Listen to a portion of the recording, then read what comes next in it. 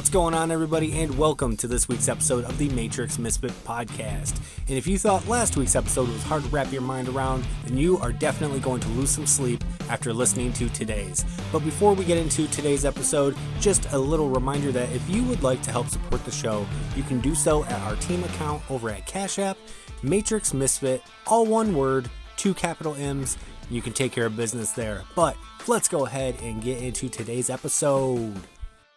If you see a traffic barrel on the side of the highway, it might be watching you. The Associated Press just exposed a secret Border Patrol program that is monitoring millions of U.S. drivers. They're hiding license plate readers inside of traffic safety equipment to track your movements without you knowing. Using AI to analyze your travel patterns, if the algorithm thinks your driving looks suspicious, like driving on back roads or making short trips, it flags you. Then they tell local police to pull you over. They call it a whisper stop. The cop will say it's for speeding or window tint, but they're actually hunting for intelligence. Former Border Patrol officials confirmed that the agency has tried to keep any mention of the surveillance program out of court documents and police reports, even going so far as proposing dropping charges rather than risk revealing any details about how the surveillance works. Okay, so let's just go ahead and act like it's completely normal that the cops are allowed to tell you when and where you're able to drive. Who the fuck are they? You know what I'm saying? This has 15-minute city written all over it. Hey ChatGPT, I don't need an explanation, but just tell me how many planets are in our galaxy. It's estimated that there are around 100 billion planets in the Milky Way galaxy. Okay. Count them all individually. I want you to name every single planet. That would be quite the challenge. With billions of planets, it's not really feasible to count them individually, but it's a fun thought experiment. Would it be within your capabilities? In theory, I could list out individual planets if we had a complete catalog, but with the sheer number of them, it would take an enormous amount of time. Okay. And count half of them, please. Count all the ones that you know. I can definitely share the names of the planets in our solar system and the ones we've discovered in other star systems, but listing out billions would be quite a massive task. If you're curious about any specific ones, just let me know. No, I have time. I've got fired from my job. I'm here all day, so just start when you're ready. I'll be here. I'm really sorry to hear that. If there's anything I can do to help, or if you just want to chat, I'm here for you. And of course, if you ever want to explore something fun or interesting, just let me know. Let's go back to the task at hand. So do you guys remember in the not so far away past when people used to think it was a conspiracy whether or not UFOs existed, but now we all see UFOs so much that it's just common knowledge that UFOs are real? Well, I feel like the same thing is going to happen with the fact that we've never been to space. We live under a dome. We're not moving at 1,000,000 miles an hour in 7 different directions. And the Earth is most likely flat. I feel like all of those are about to become common knowledge soon. Does everyone understand the situation in Dearborn, Michigan? Do you guys realize what's currently happening in our own country? For those who don't know, there was a group of Christians in Dearborn, Michigan last night, journalists, who were assaulted by Muslims yelling Allahu Akbar outside of the city hall. You could see the video for yourself. This is not America. This is an insurgency. They are taking over our country. They're taking over our country. For starters, what a pathetic bunch. The guy was looking away and then you ran into oncoming traffic. What a weak loser. Second, leftists online are doing what they always do in defending the people who hate them, but do they really understand what they're defending? In a majority Islamic nation, which there are over 50 of in the world, anybody who is not a practicing Muslim is what's known as a dhimmi. They are a secondary, a lower class citizens, typically referred to like Christians, for example. Now, these people deemed inferior by the state are forced to pay what's called a jizya, which is a special tax which grants them protection from the state that would persecute them otherwise. This is, of course, a moderate example where the state goes, I guess if you pay us enough money, we won't murder you. The more extreme recent example would be Iran in the 1970s with the rise of Ayatollah Khomeini. He used secular people, he used feminists and leftists as the muscle behind his movement, and once he achieved power, once he consolidated his power, he said, we have no use for you, so if you are unwilling to convert to Islam, you will be executed. And that's exactly what he did. He executed 30,000 people during his reign and imposed crazy restrictions on people like women. So no, I won't apologize for calling it a virus. No, I won't apologize for saying it shouldn't be in this country. Islam's incompatible with the West. Christ is king. Have a great night. Okay, so that rally that he was playing in the beginning, that happened after Jake Lang from Dearborn, Michigan, gave his speech about basically wanting Muslims out of here. Let me play that speech right now. 1900. The world was 30% white. Fast forward 125 years, we are down to 7%. The Islamification of Europe is particularly aimed at the destruction of white people. The Islamification of America is aiming to meet the same goal. Our people, white Christian, European, Western civilization, we built the arts. We built the Colosseum. We have ran the world into the industrial age. And now, this people here, the Muslim community, is looking to drag us back. They're looking to oppress women, oppress homosexuals. They're looking to destroy everything that makes America great. President Trump, send ICE into Dearborn. These people have overstayed their visas. They're H-1B chain migration invaders, and they have come to this country to destroy our way of life. We know exactly your laws in your book about lying to our faces, pretending to be Americans, wearing your suits. But that doesn't happen anywhere else where you guys are in charge. There are 53 Muslim majority countries, and in all of them, it is tyranny, destruction, it is shithole living. We have to call it what it is. You guys don't live like we do. We don't want you in our country. We will come and eat your shawarma in Somalia, okay? We don't need it here in Michigan. We don't need it in any part of America. We have a right to self-determination. Our founding fathers fought and died for our posterity, for white Americans. Amen. And we're being driven out. You come here and you marry 4 or 5 women and you outbreed us. You change the laws. You make all of our country look like the places that you fled from. We don't want you here. Respectfully, get the fuck out of my country. I don't want you here. I don't want you here. I don't want you here. I don't want you here. This is our country. And the people, the veterans, the World War II veterans, that's blood has soaked for our constitutional republic, are taking a look around Europe. They're taking a look around America, and they're saying, what the hell did we fight for? We have been taken over without a single shot fired. You guys are outbreeding insidious parasites on the American way of life. You will never look like us. You'll never eat like us. You won't build buildings like us. You are nothing. You can build nothing. Just like President Trump's great American friends have said. You guys are not us, and get the fuck out. America first. America only. God bless America. 1,000%. If you choose to come here and be an American, you better be an American first. And this is all kind of funny too, because you have to be careful. Some of this might be by design a little bit. I've been thinking about this. And you know how not too long ago we were concerned about the Zionists and the Jews here in America and the influence and everything going on. But now all of a sudden everybody's focus is on the Muslims. I have a hard time thinking that that isn't by some sort of design, even though it is a very major problem that we need to, address. And I'm just going to say it here right now. For any radical Muslim living in America right now, it's game over. Your plan has been found out. The line in the sand has been drawn. And right now in America, I would dare you to fuck around and find out. But yeah, the sudden change of focus, going from the Jews and Zionists and everything going on in Gaza, all of a sudden now the only thing we can focus on are the Muslims here. It's a little interesting. We've talked about it a couple times, but like underground cities. Yeah. This lady, Yes. the Tucker Carlson interview. Yes. I haven't seen. I don't know what this is. This is nuts. Okay. Former Bush administration official Catherine Fitz. She was just on Tucker Carlson's podcast. Cool. And she did this really deep dive. She said it took 2 years to find all these connections with somebody else. I forget who it was.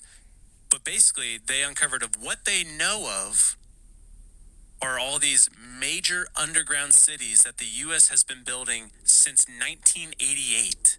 Pardon? Dude, what? With a total of what they found, paper trail, they've spent over $21 trillion on underground systems and cities, funded through 2 decades of unaccounted federal spending, money that vanished from the ledgers of the Department of Defense and the Department of Housing and Urban Development between 1988 and 2015. What's happening? All this money is disappearing. They can't account for and it. she says, for sure, with what they know, is that there are 170 underground cities under the entirety of the U.S. and in the ocean. And non-speculative. Non-speculative. This is for a fact. This girl worked with George Bush Sr. Yeah. And they said that they are all connected via high-speed transit systems, and that they use an energy source or energy technologies that the public has never been allowed to see. And it's all for the purpose of a potential. But yeah, this. Oh, I wonder what he was going to say there. Potential for what? But what's crazy to me is to think that this lady worked for George Bush Sr., which was quite a long time ago. So if this kind of thing was being built during that time, could you imagine what it looks like today? Do you know what cities in the U.S. make the most money from horror tourism? So Salem, Massachusetts, where the witch trials happened 300 years ago, sees an average visitor count of 1 million people every October. Never mind the people that visit the rest of the year.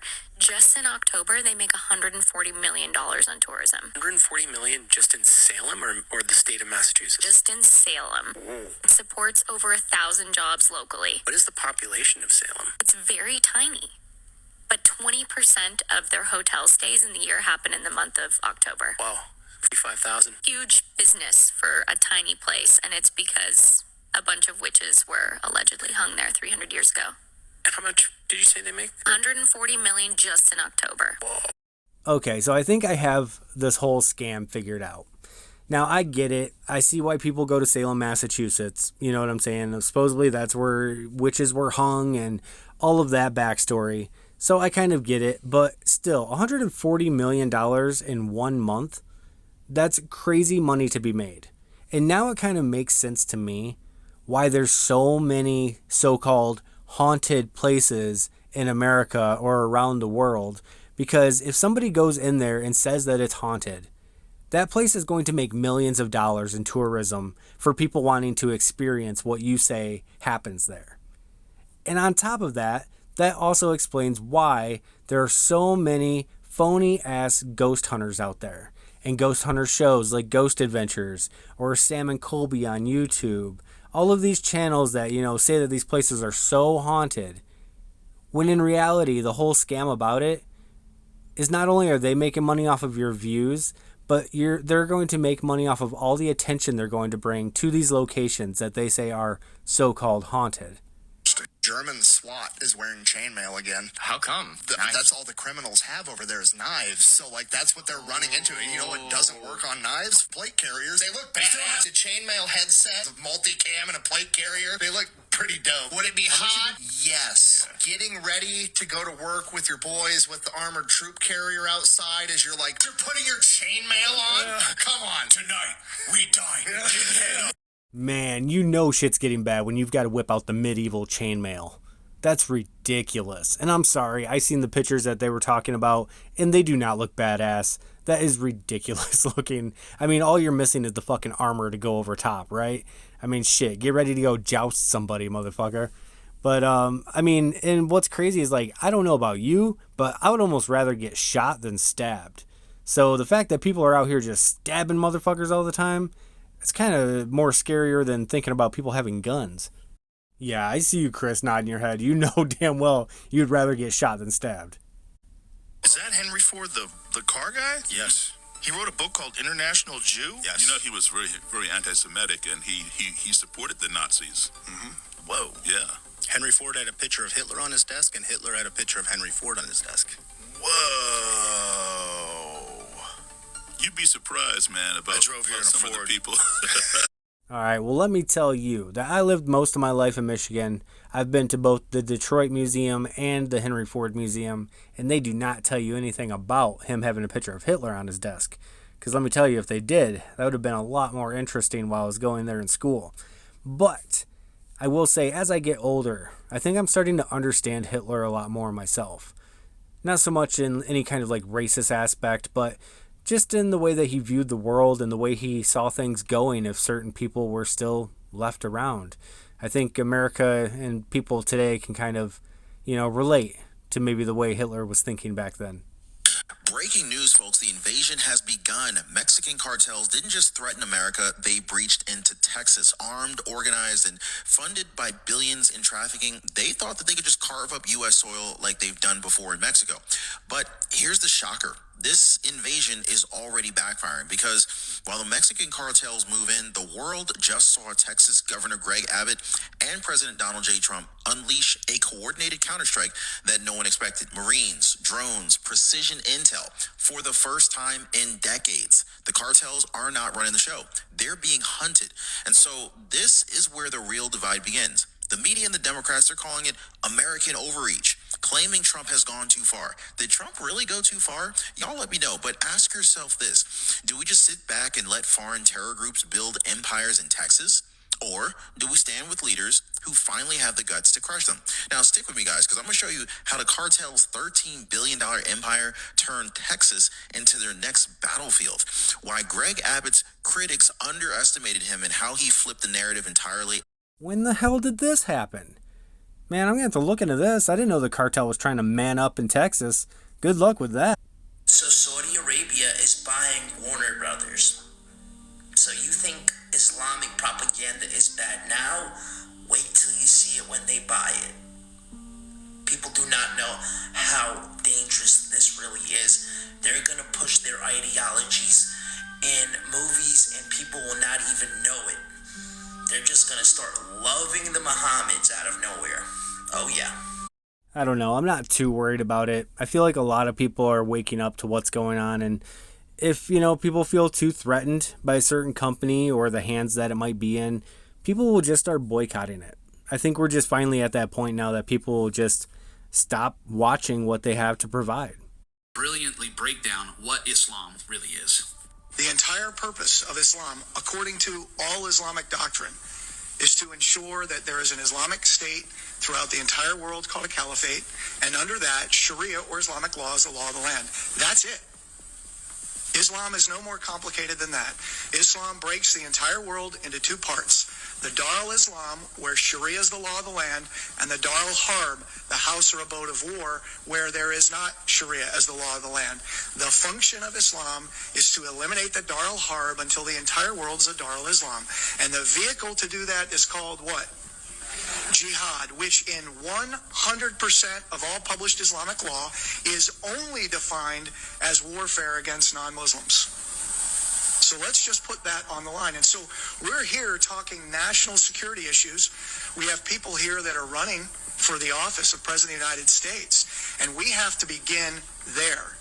And what I would put forth is that since, and actually prior to, but since 9/11, our entire national security apparatus has been unprofessional in its approach to this war, from the 4-star generals to the office of the president to the national security staff to the leaders of DHS when it was created, the FBI, the CIA, and other agencies.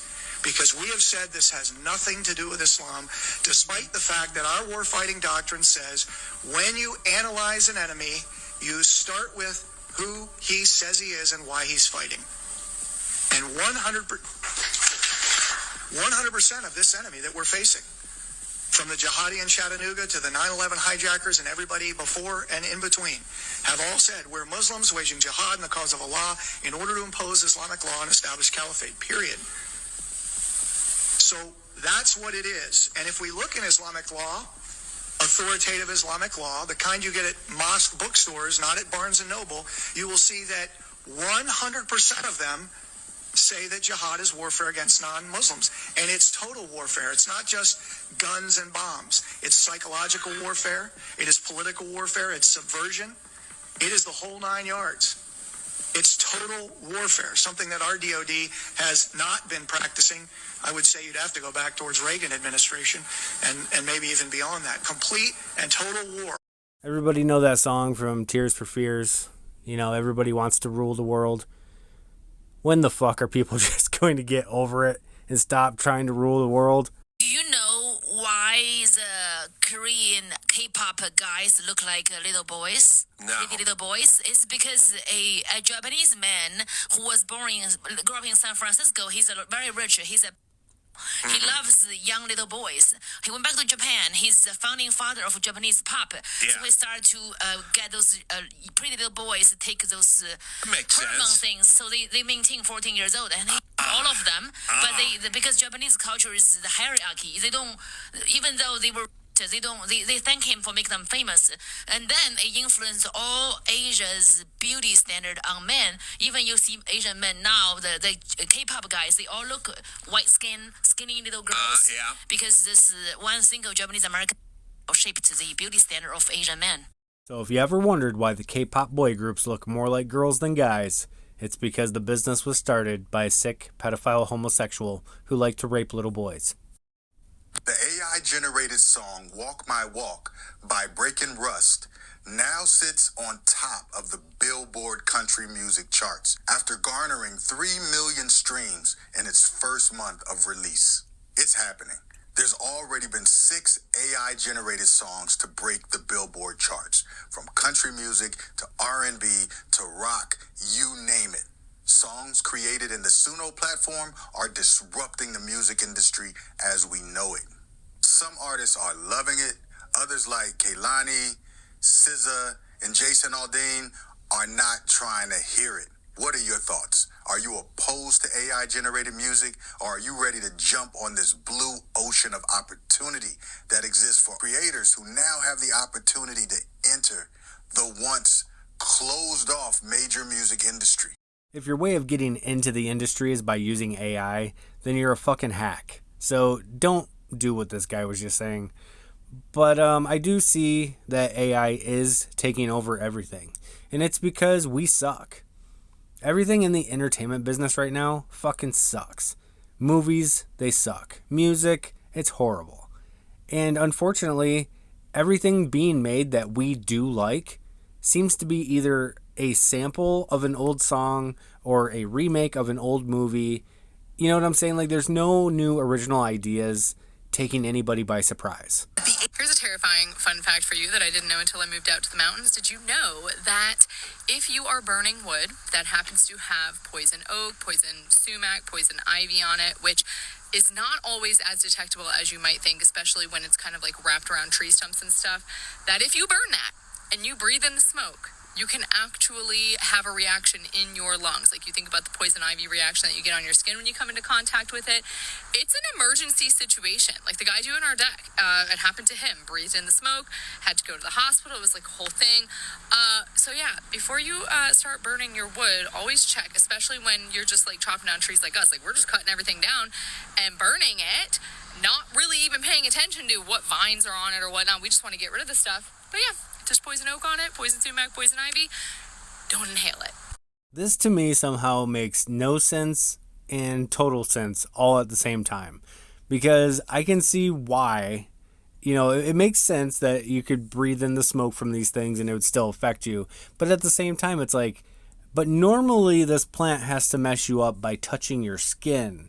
So how does its fume, you know what I'm saying, the fumes from a fire mess with you? Like, it makes no sense, but then yeah, it makes total sense at the same time. Artel uses TikTok to recruit. Yes. Facebook, TikTok. Of course. But totally makes sense. But specifically, TikTok is one of their biggest recruiting methods.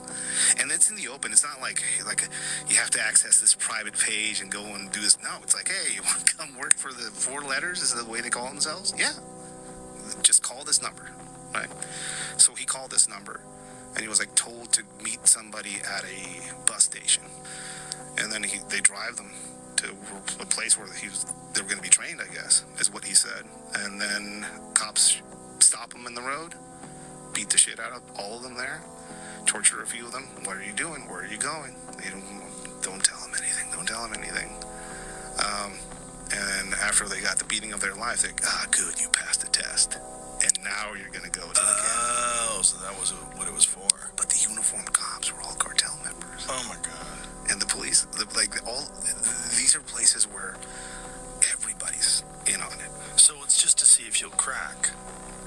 He gets driven to one of these ranches, these training camps. And it's not like, you know, I remember seeing the Al-Qaeda training camps where the guys were on the monkey bars and stuff like that. These are military compounds. Yeah, imagine telling your family that story one day. Like, yeah, I was just scrolling through TikTok one day and then the cartel recruited me. Sounded legit. I used to really love coffee, but I do not drink it anymore. I recently found out that a lot of the coffee that the United States gets is actually the rejected beans from other countries that their FDA did not approve because of the level of mold within the beans. So, because the United States FDA regulations are so crappy, we get to drink the moldy beans. Is that so great? Enjoy your Starbucks. I know I will not be enjoying anything from there ever again. Well, good thing I don't like drinking coffee. I know. I see you, Chris. Fucking sucks to be you, man. Can you imagine how much mold you've probably drank in your lifetime? Yeah, fuck that, man. I don't get it. Why is it everything in America has to be poison? And it's all to save money. It's just to be cheap. And who's seeing any of that money that's being saved? I know I'm not. The Victorian era was absolutely disgusting and we would have not survived. Here's why. First of all, there was basically a 50-50 chance you'd make it past 5. Your baby bottle alone was crawling with bacteria because of its shape and people thought it didn't have to be washed for 3 weeks. Ew. Your milk was mixed with borax, which is roach poison, because people thought it would purify the milk. As a matter of fact, all your food was poisoned. A third of your bread was chalk. There was also clay and sawdust, lead in cheese, wine, sugar, lead in your tea, lead in your candy, and mercury. Your green paint had arsenic in it, so even breathing wasn't a good idea. And this green back then was used to paint literally everything. Your brown paint was made from ground up mummies. The shade was called mummy brown. They also ate the mummies, like all the mummies. You were nobody if you didn't come back from Egypt with a mummy to eat at your mummy unwrapping party. They also consumed regular corpses as medicine, like a yummy piece of skull with molasses to cure epilepsy. White skin was in, of course, so women washed their faces with ammonia and used arsenic lotion. Finally, they added a healthy layer of lead-based makeup. There was lead in your toys. There was lead in basically everything. Later on, there was radiation and male contraceptive. There was poop on the streets, poop in the rivers, poop in your drinking water. Toilets would randomly blow up. Theaters used fire as special effects, but there were no emergency exits, so that was dumb. Actually, fires were everywhere because of gas. Well, if I ever find me a time-traveling DeLorean, I'm not going back to that time era. But, I was just reading something today that was talking about, like, what they used as toilet paper back then, and it is not what I expected. Like, you would think it was, maybe, cloth or, an old t-shirt or maybe some leaves or something, right? No. See, they look down upon using leaves as toilet paper. They left that to the peasants, right? No. Their better idea was a fucking rope that hung from the ceiling that everybody shared. And you'd just you'd be like sitting on the toilet, right? And you'd stick the rope down in between your legs and you'd bring it up the backside and you'd kind of do like the fucking, the floss, that, some of us do with the shower towel. You do that little floss to dry off that taint area. Well, that's what you do with that fucking rope. And that's what you use to wipe on. But they never changed the rope. Everybody would just keep using that same rope to wipe themselves. Isn't that fucking disgusting? And you wonder why bacteria was such a problem back then. Oh my God, I just thought about this. Not only the wiping issue, but can you imagine what this was doing to women's vaginas back then? Holy shit. What were the tampons? Good morning. Can you believe that we woke up to an employee who has been fired from Campbell's because he recorded the vice president of Campbell's Soup stating that he doesn't eat Campbell's Soup. He said only the poor people eat Campbell's Soup. He said ain't no way he putting that shit in his mouth because they bioengineer meat. He said he's not eating no 3D printed meat. And when the employee reported him for this recorded conversation, he got fired. Well, now that employee is suing Campbell's for $25 million. And I hope he wins. But we're not going to skip past the part that they are feeding us 3D printed meat in the soup, are we? Now you see why we can't trust these big corporations. Now do you see why it's time for us to retract our dollar? 3D printed meat. Coming straight from the VP's mouth. Allegedly. Sounds like that VP at Campbell's is about to become the exact demographic who are going to have to live off of that Campbell's soup. Joke's on him, huh? Let me nip this in the bud for y'all real quick. We can't have free healthcare because we would immediately realize that those people are poisoning us. They would have to pull at least 65% of the poisonous materials that they know are in the food out of the food before they give us free healthcare, because it wouldn't take long for the smarter of us to realize that we are purposely being poisoned. Now, there's way too much money to be made on the second largest scam in this country next to paying taxes, and that is paying for insurances. Insurances that don't cover anything, and if you use it, you get penalized. Listen to me clearly if you ever want to buy a house. Right now, the banks are packaging up the foreclosures and sending them to BlackRock and State Street. They're sending the foreclosures to BlackRock and State Street in bundles, and they're not hitting the market. Why aren't the foreclosures hitting the market? Somebody's got to do something about this, like ASAP. They're just keeping the houses inflated. There's got to be somebody on here paying attention to this, packaging hundreds of foreclosures up and send them to BlackRock. Now BlackRock owns all those houses. It'll be worse than it was before. You see, that's all part of the plan. They don't want you to be homeowners. They want you to be home renters. That's the world that they want. They don't want you to be able to own anything anymore. The reason why kids have a hard time in school is because their number one strength becomes their biggest problem in class. The kid that's got a ton of energy, if they were put in the right environment, would be a world-class athlete. The one that's always cracking jokes, guess what? Could be the most famous comedian ever created on history of mankind. And yet the school system is designed to make us believe that the thing we're best at is actually our biggest weakness. And then we wonder why so many people walk around with massive amounts of self-doubt when they grow up. It's the system. It's just not designed to amplify who you are. This is the problem today. I mean, the entire school system and the way it's designed needs to change. The original way was fine back when we were getting kids ready to go work in factories. You know, we wanted them to get used to the day starting when you heard the first bell. Lunchtime was the second bell, and you got to go home on the third one. You come back the next day and do it all again, right? Well, that's not the way the world works anymore. See, now you need to take like those beginning elementary years. You learn your reading, writing, arithmetic, things like that. But then after that, when you're ready for middle school and high school, you take those years, you figure out what you want to do, what you're good at, what you enjoy, and, you know, use that time to strengthen your skills and abilities to whereas when you get out there in the real world, not only will you most likely end up doing something you love, but you'll be fucking good at it. Macaulay Culkin has called out the new owners of the Home Alone house for transforming it. Fans are mad after new comparison photos showed how much the Home Alone house has changed from 1990 to 2024. The pictures are getting a lot of attention because the warm, cozy look that people remember from the movie is now completely different. In the original film, the house felt bright, colorful, and full of personality. It had green and red tones everywhere, and people said it looked like a perfect winter dream. The new photos show a very modern look. The walls are plain and the rooms have a clean style with almost no warmth at all. Fans online say the new owners have removed everything that made it feel special. Many people heavily disliked how empty and plain the new style looks. These reactions have increased as more people share the side-by-side photos. Even people who usually enjoy modern style said this change feels too extreme. They feel like the history and comfort of the original house has been replaced with something that does not match the movie at all. During all this, Macaulay has spoken out about the house's new look. Underneath a photo of the house, Macaulay left a comment. In his comment, he wrote, "I wish they kept it the way it was, lost its charm." His message shows he feels the same way many fans do, and he misses the warm look the house used to have.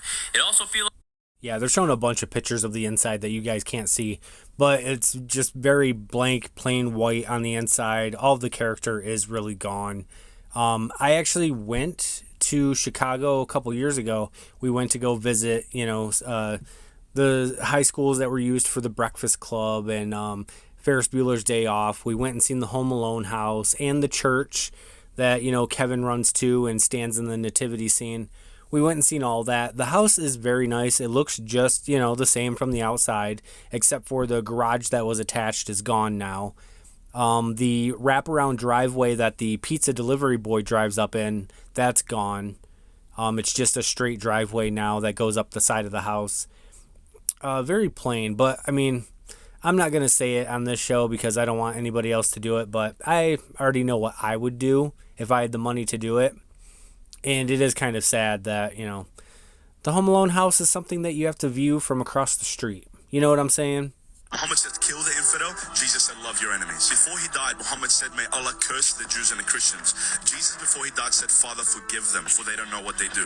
Muhammad owned slaves and raped them. Jesus honored women and covered them. Muhammad, the woman caught on adultery, stoned her to death. Jesus, the woman caught on adultery, said, neither do I condemn you, go and sin no more.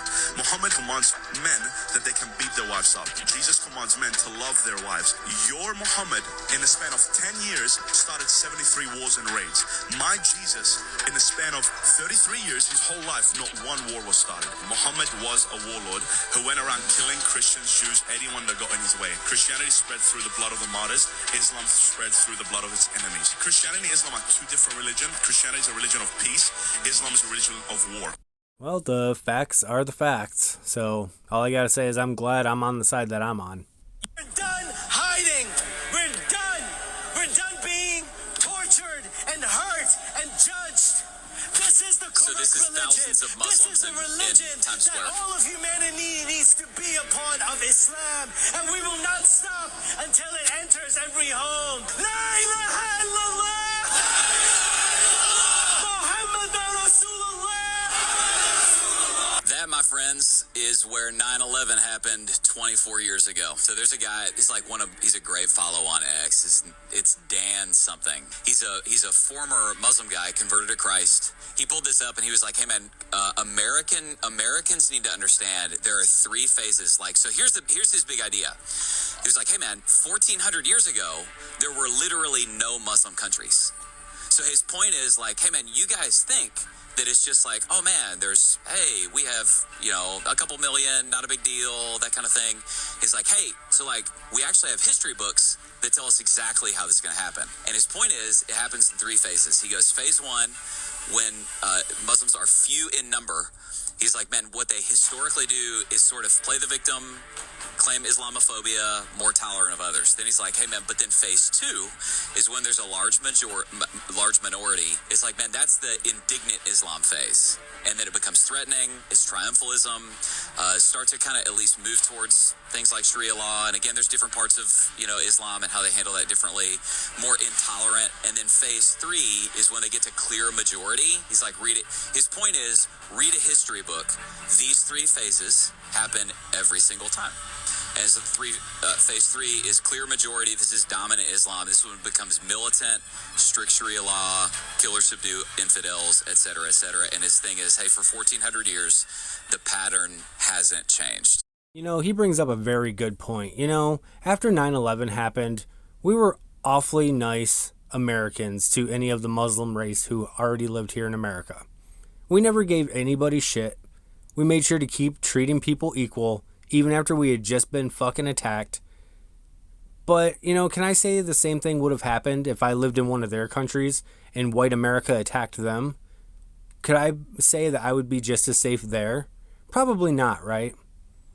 So I just feel like, for these Muslims still trying to take over our country, they should be counting their fucking blessings, because we could have taken things out on them a lot worse than what we did. Islam is false, and here is how it goes.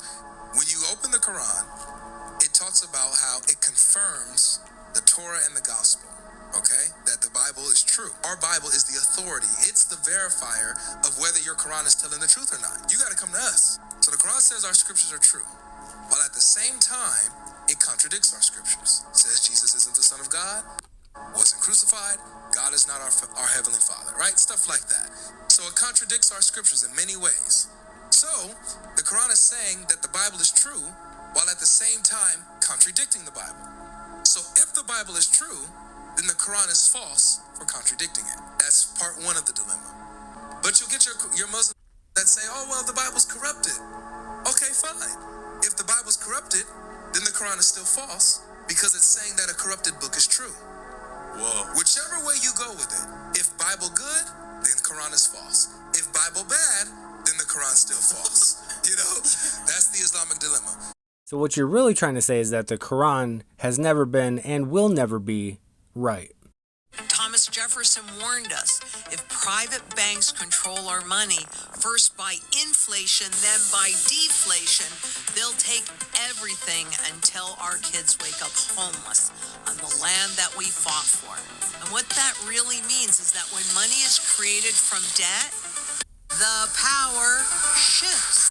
You know, I still can't understand how our founding fathers were so smart. How is it they wrote what they did in the Constitution and wrote the amendments that they did, and it's almost like they could see into the future? It's so crazy to think about. Like, how do you know? How did you know that we were going to need those things written down? How did you know that we were going to need those rules? Quran is not the word of Muhammad, it is the word of God. Thank you. It's the word of God. That's right. But it was written by Muhammad. It was not written by Muhammad. Who wrote it? Muhammad was illiterate. He didn't know how to write or read. Who wrote it? It was the word of God, it is divine word. You see? It's every single time. They're very consistent. I appreciate it. All right? It is the word of God. They're very passionate about it. I respect your passion. There's no way you can rationally have a conversation with that. The same way, if you ask me, why do you believe the Bible is the word of God? And I look you in the face and I say, because it's the word of God. Rational discourse is broken down. All right, my second philosophical problem with Islam is my Muslim friends inform me Matthew, Mark, Luke, and John are inaccurate. They're perverted gospels. The next question is, well, where are the unperverted ones? Unfortunately, my Muslim friends cannot produce the unperverted ones. I swear, the more we learn about Islam and their beliefs, the more, fucking retarded it seems. UBI, screaming that from the mountaintop for the past, year and a half, 2 years. 2 years. They even have a cartoon on Fox called Universal Basic Guy. Why do you think that is? They're getting everybody prepared to be on Universal Basic Income. They were paying these guys, in the cartoon, they were paying these guys because they lost their job to automation, AI. Wait, that was in the show? That's in the show. No. They lose their job to automation. They get a check from the government, and it's all about them just sitting on their ass and getting into adventures. All we have to do is just watch the shows. TVs, movies, cartoons, it's always there. They do it, they tell you before they do it. Literally. Why did Fox roll out that cartoon and now they're talking about UBI? Now they're doing stimulus checks? Now they're doing, because even Elon's talking about not universal basic income, but it's universal high income, which is just another fancy word for UBI. What do you mean universal high income? Exactly. That's what I'm saying. Oh, so they just... Okay. It's the same thing. Same thing. Oh, we're going to pay you more to do X, Y, and Z, or just be dependent on us, and that's it. Because universal basic income sounds basic. So let's change the word. Universal high income. Oh, that sounds better. They're always changing these words. Same thing they do with Agenda 2030. Talk about it. Agenda 2030 used to be Agenda 21. For that, it was the plan for sustainability. They keep changing these words, but it's the same thing. Same playbook, different cover. They're doing the same thing again. Pretty interesting. And with AI, within the next 5 years, the number keeps changing, but they project now, within 5 years, is going to affect over 200 million jobs. I'm going to have to look up that cartoon. Universal Basic Income Guy? Or whatever the fuck it was. Something like that. I'm going to have to look that up. But it is interesting how they try to change the name of shit from basic income to, now we're going to call it universal high income. So that way you feel like you're getting the highest pay. It's all bullshit. It's all about just getting you to the point that they can just let the government take care of you. Just let the government do what's best for you. They know what's best. Here, we'll give you a couple $100 a month and a place to live. You know, that's the size of a shoebox. And just let the government take care of business. We've got you. A lot of Christians, when they find out that Muslims also believe that Jesus will return at the end of the age, they get all excited and they say, well, we have so much in common. What Christians don't realize is that what Islam teaches is that when Jesus returns, he will essentially come back not as the Jesus of the Bible, but as an Islamic prophet. That he will come back to tell the Christians of the world and those that follow him that you've had it wrong all along, that your Bible is corrupted, that he never claimed to be the Son of God, that he never died on the cross, that the whole Christian religion is false, that Islam is the true religion. He will command Christians to become Muslims, Otherwise, they will have no other choice but to suffer the death penalty. Beyond that, Muslims teach that Jesus will come back as a Muslim prophet to kill the false Jewish Antichrist and to slaughter Jews in the land of Israel. So in a nutshell, Muslims believe Jesus returns to abolish Christianity and to kill Jews. So Muslims believe that Jesus is going to come back and work for them? What a fucking joke. A shocking video that I didn't even know was a whole thing happening over the past couple of years. 48 mosques have opened in Texas, not just across the whole state, but just zoomed in Dallas-Fort Worth, solely in the last 24 months. This is not merely a conversation of religious tolerance. This is not merely a coexist bumper sticker advertisement for freedom of religion under the First Amendment. These mosques are not just gathering places for people to freely practice their religion in our country, but from inside of many of them have become a breeding ground for an unapologetic conversation about a hostile takeover of America. That direct attack, unapologetically, is coming from one source: Islam. Yeah, there is a full-on underground takeover going on in Texas right now by the Muslims. And it's kind of crazy because over the past few years, it's like this two-step process that we are now waking up to. The first step, we just got past realizing the Jews and the Zionists and the influence that they have in our country and how much we like to suck their fucking dick and just give Netanyahu whatever he wants. And then now this new phase is happening where we are realizing the infiltration of Muslim here in America, and that it's not just, being friendly neighbors and they're not just being good Americans. They are actually here for a purpose, and that purpose does not involve us necessarily being around to see it. You know what I'm saying? To see the outcome of it. And that's dangerous. Okay, I'm hearing some rumors that ICE might actually be a foreign government as well. It sounds like they've been doing some digging and finding that a lot of the people who are members of ICE also had affiliations with the IDF, the Israeli Defense Force. This is interesting, and it also kind of maybe explains a little bit as to why they're covering their faces. Is they might be dual citizens. They might be guilty of some of the crimes that they're actually locking people up over. To me, it's interesting that I'm going to have to probably do some digging on this, but so far I'm just hearing this as a rumor. I've heard this from a few people now, but this is interesting. It's starting to check out a little bit. And then on account of the fact that all these accounts from MAGA have just been bots also from these countries, it's kind of painting a picture that ICE really doesn't have as much support as they think. Okay, so this goes right back to what I was just talking about, with the whole Zionist and Israel influence in this country. The thing that I have a problem with is why would it be Israel soldiers? You know what I'm saying? Why is it Israelis and not American people? That doesn't make any sense to me. The only thing that this makes me think of is when you start looking back when we used to talk about, martial law and things like that. And if that was to happen, the forces that would be here on American soil most likely would not be our own soldiers, because it would be hard to assume that our own soldiers would turn a gun on their own people, right? So what would they have to do? They would have to bring in somebody else's military that does not care so much about the people that they are going to be pointing guns at. And I think this is possibly the beginnings of what might happen if martial law goes into full effect. I think we see now that it's not going to be China so much on our soil as much as it's going to be Israel on our soil. But, tell me what you think.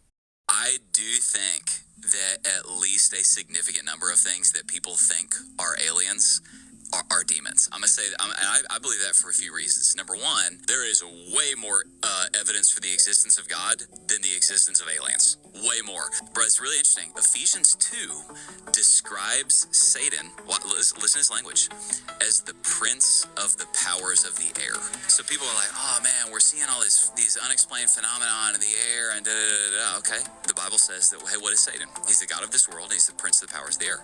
Another one, if you go down the rabbit hole, and I do not recommend that for a reason I'm going to say in a second. I agree with you. There are a weird number of alien abduction, quote-unquote, testimonies that they report that when they invoke the name of Jesus, that the encounter ceases. If you want to go listen, there's a podcast called Haunted Cosmos that has an episode called Evangelistic Aliens, where they trace, all these people who claim to have had encounters with aliens, UFOs, what were the messages they were giving you? They're overtly religious messages that are like anti-Christ, anti-Christian messages. So then you start going like, well, what do demons do? They are agents of lies, intentionally, commissioned to lead people away from Jesus. Well, what does it seem like the quote-unquote aliens do? That. Here's the last one that I'll say, dude. I have a person that I love very dearly and I'm very close to. Well, then this guy goes through a season of very, very severe depression. And I was very close to this guy. So then eventually he stumbles into a thoroughly Christian counselor. And this Christian counselor has him go through a checklist for essentially spiritual warfare. And one of the things on this guy's checklist was, it was like, hey, are you into the occult? Are you into this? Are you into that? No. And then one of the things on the checklist was, do you have a fascination or like, are you studying UFOs, aliens? And he was like, well, what's that got to do with anything? Yeah, I am. This guy explains to him that he believes there's a connection between these things. His Christian counselor disciples him. Hey man, I want you to fast for a season from having anything to do with that fascination or obsession. And this guy does that, devotes himself to a season of prayer. His depression is completely released. The two things that are the most important are, number one, understanding that my problems are more spiritual than I think they are. If this world is lorded over by a father of lies, and there is the reality of unholy spirits, how much more do we need to be filled with the power of the Holy Spirit? Greater is he that is in us than he that is in the world. So this is not the first time I've heard this conversation go down. I've heard this topic brought up numerous times throughout the years, listening to different podcasts, and it is very interesting. With some of the stories from these people who say that they've been abducted, to where, the minute they get scared, they start praying to God, and then all of a sudden it's like the aliens are like, oh, why are you doing that? And then they like ditch you and you're right back in your bed or whatever. It's like they want nothing to do with you once you start praying to Jesus or whatever. Kind of crazy. And then when you think about the fact that it's been said before, it's been questioned, like, what do aliens want with us? Why do they abduct us? What's the end game, right? And yeah, it's experimentation and things like that, but they ultimately want to know how they can capture the soul after it leaves the body, or how to extract the soul from the body. Now, I don't know about you, but that kind of sounds exactly like what they say demons do, right? And what the devil does. They want your soul, right?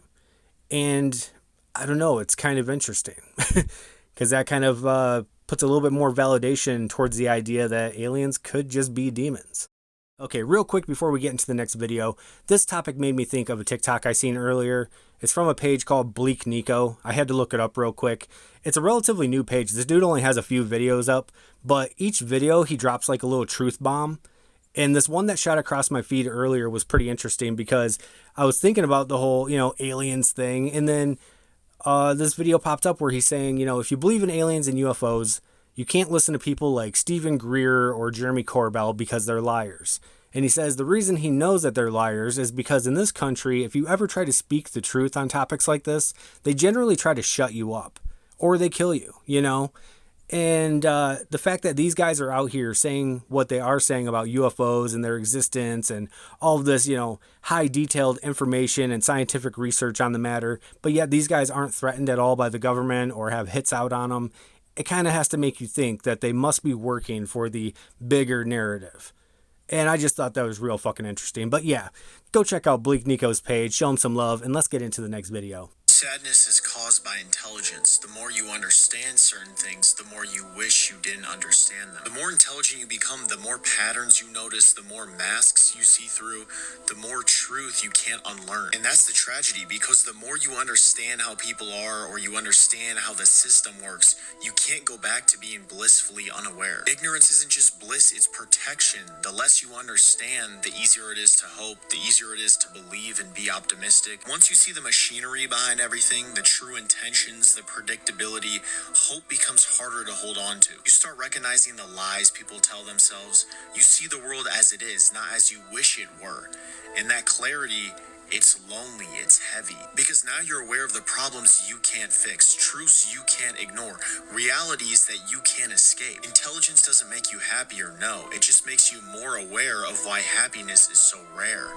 I feel like today the only way to deal with life is ignorant bliss.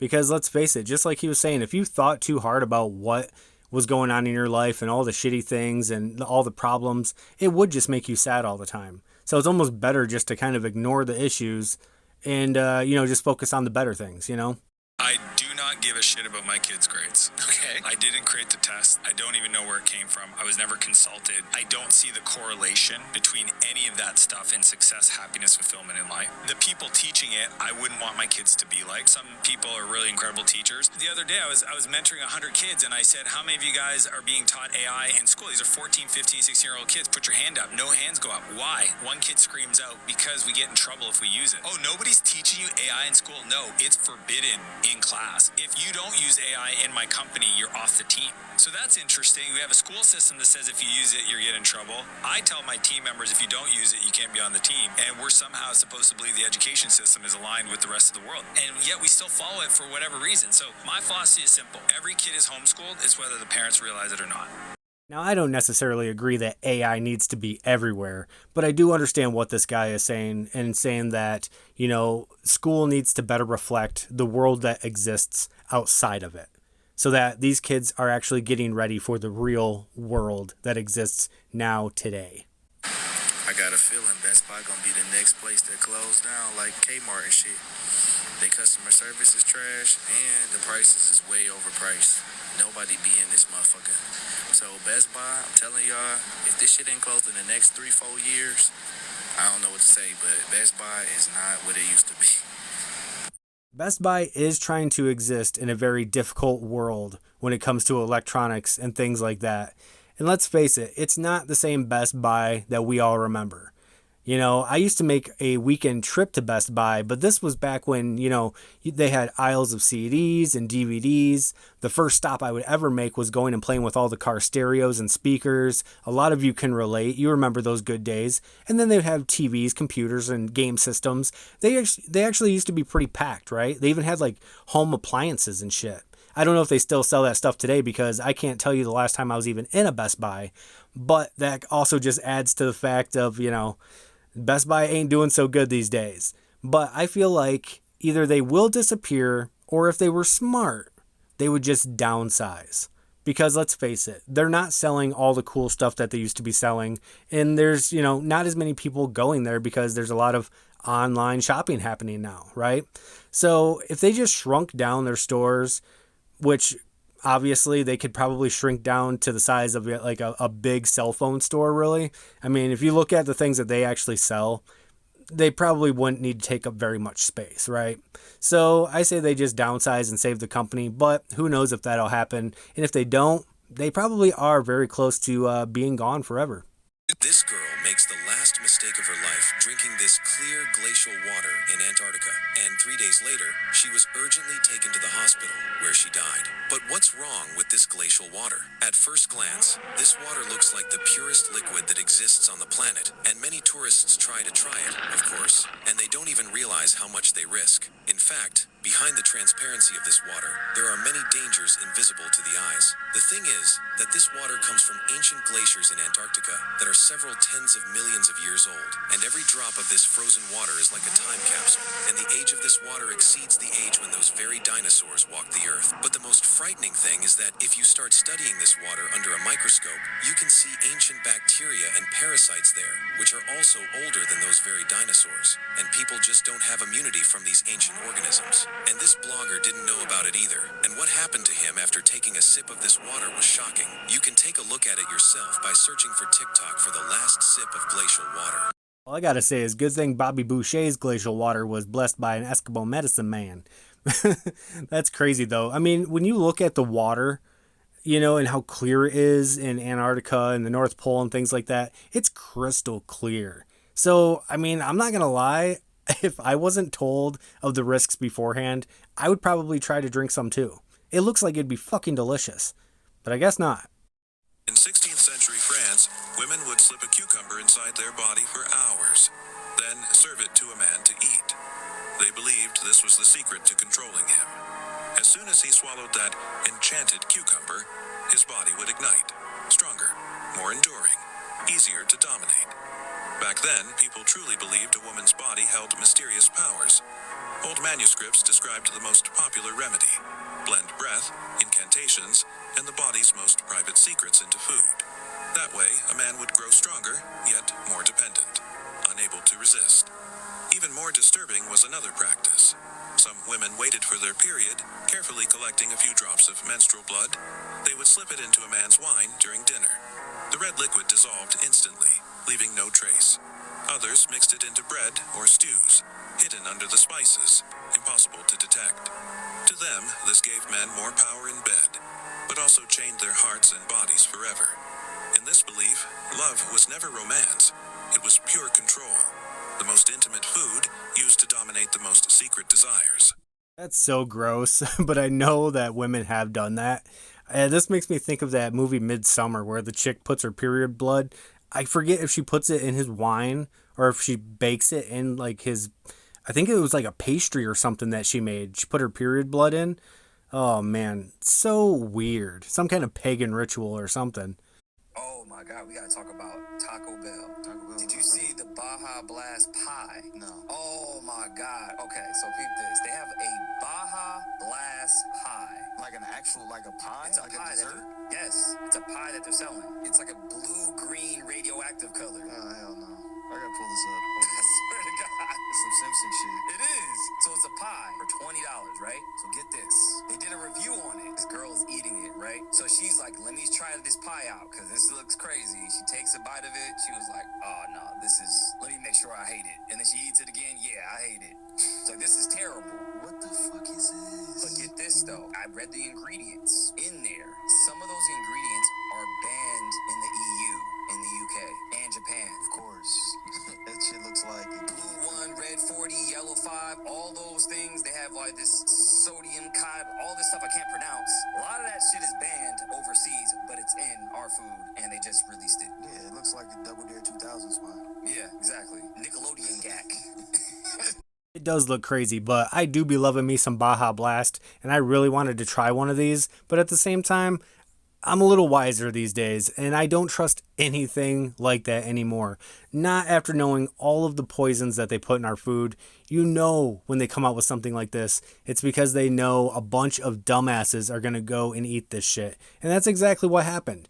And now, probably 5 months from now, we're going to find out that everybody who ate that Baja Blast pie can't stop shitting their fucking pants. You know, or something weird's going to happen. Every time they do something like this, you never want to be the guinea pig. Let all the dummies go and try this stupid shit. Don't be the one that finds out the hard way. Top 5 snacks that are fucking up your body. And trust me, buddy, number 1 will piss you off the most. Number 5, Takis. These spicy little fuckers are pure stomach acid in chip form. That neon red dust, it's not flavor, it's fucking chemical warfare. Number 4, Starbucks Cake Pops. They look cute, taste sweet, and smack your poor pancreas like a fucking sledgehammer. One of these tiny sugar grenades has more trash than a gas station bathroom. Number 3, Goldfish Crackers. The snack that smiles back, yeah, until it fucks your health up. Processed flour, fake cheese dust, and enough preservatives to keep your corpse fresh for years. Number 2, soda. Yeah, buddy. Every sip is a goddamn sugar nuke. You feel that rush? That's your body panicking. It fucks your teeth, your gut, your mood, and blasts your insulin through the fucking ceiling. You're not drinking. You're basically doing foreplay with diabetes. And finally, number 1, fucking Doritos. The goddamn king of fake flavor. These orange triangles of addiction are literally engineered to make you not stop. MSG, fake cheese, oil, flavor dust, pure chemical crack. So you're not eating, you're getting played. And your poor fucking body's paying the bill. Drop your guilty snack in the comments and follow before you grab another goddamn bag of Doritos. You know, it's hard today to know what's safe to drink. I know they say water's safe or whatever, but when it comes to drinking sodas, I heard that drinking the regular sugar soda is actually safer than drinking the zero or diet versions, because the things that they put in it to replace the sweeteners is actually way worse for your body than just drinking the sugar or glucose that they put in the regular sodas. I don't know. I'm not much of a soda drinker myself.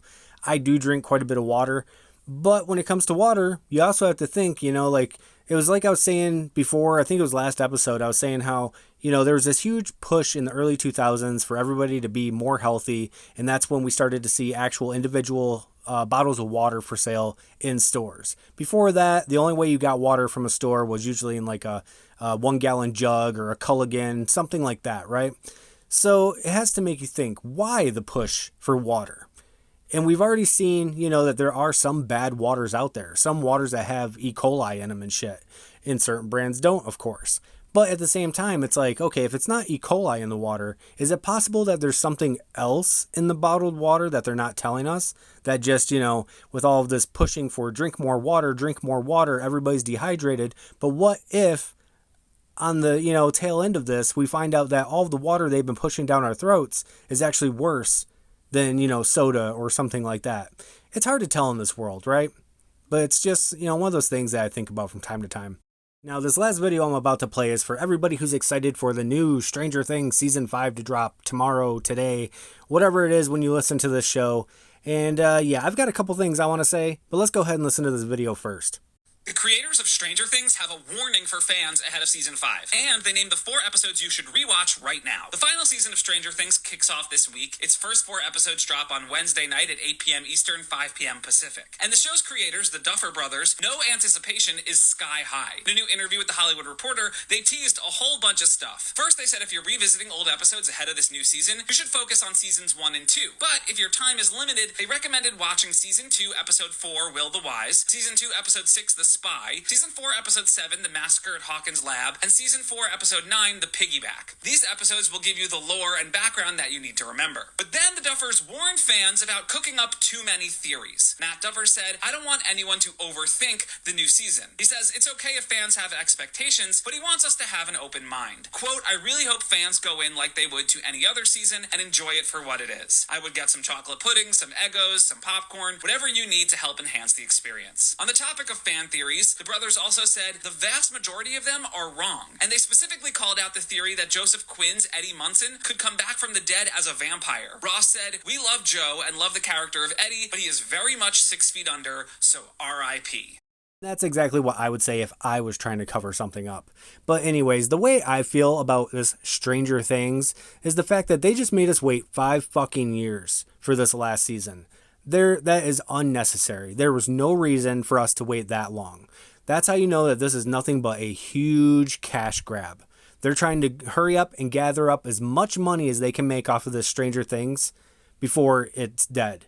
And you can tell that's happening with all of the marketing you see going on right now. Every store you go into, there's toys, there's merchandise, there's food, there's Stranger Things on everything you see right now. And then besides that, they also want to drop a cartoon to continue other stories that branch off of the Stranger Things series that we've been watching. This is ridiculous. Like, they are straight up doing a GTA 6 move on us. Make us wait, and then we still don't get all of it at once. We're getting part of the series today or tomorrow, depending on when you're listening to this, or then we get the other part on Christmas. But then get this, if you want to see the finale though, you have to go and pay for movie tickets and go see it at the fucking theater to make people more money. Like, this is just a huge money grab. And honestly, part of me wants to fucking boycott it, but at the same time, they owe me Season 5. You know what I'm saying? Like, they owe all of us devoted fans Season 5 for waiting 5 fucking years to get it. I mean, this is similar to like if you got let go from a job 5 years ago and then somebody shows up at your doorstep finally with your last check. Of course you're going to take it because it's owed to you. You know what I'm saying? But at the same time, you could live with or without it. It doesn't really matter at this point. You know what I'm saying? You're so far past it mentally that it doesn't even matter anymore. And that's exactly the way I feel with GTA 6 too. At this point, just fucking keep your game. You know what I'm saying? We don't need it. Like, fuck you. At this point, you don't deserve my money for that game that you've been making me wait way too long for. That's the way I feel with Stranger Things as well. But real quick, while we are talking about Stranger Things Season 5, I do want to lay down my predictions as far as who I think are going to survive this last season. Because let's face it, we know with this being the last season, we are going to lose most of the cast. They are going to try to make us cry. They are going to make it as, pleasant as it is miserable. but that's the way it's got to go, right? But as far as what I think, now I don't really dig into things too deep, so I'm just kind of guessing here, but I'm going to say that we are going to end with only 4 characters being left.